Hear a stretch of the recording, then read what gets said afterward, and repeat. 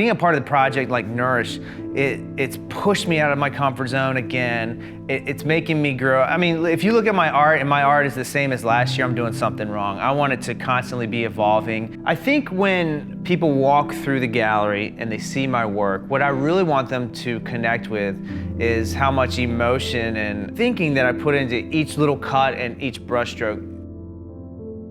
I was partnered with the Chesapeake Bay Foundation. Like, more particularly, I went and observed their oyster harvesting events. Chris Moore, who is like an ecological scientist, complete expert, knows everything about it. I mean, he just blew me away with the amount of information he knew. He invited me to their oyster barges. We walked out this pathway, got on these boats that had these huge blue tubs.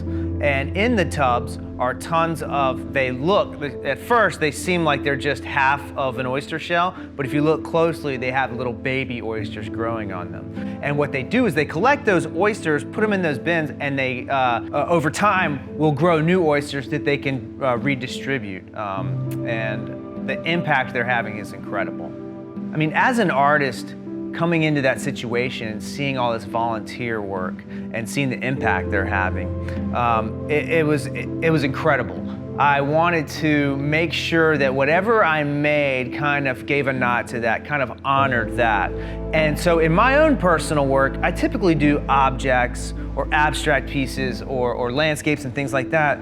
But I decided to jump into a section that I've just never really explored before, which is the human figure. This was perfect because I'm standing there at this event out in the rain, and I see all these people working in the rain. They don't care that it's raining, they're getting dirty, and I was just like, man, there's something here. Man, I used to spend so much time on the water. I used to spend so much time walking around those oysters. I've kind of drifted away as in my older age. I fish a little bit, but you know, I've drifted from that. So this project was really nice because it kind of brought me back into the smells and the feels and the textures of the sea life and the shoreline and everything that's around us in this area.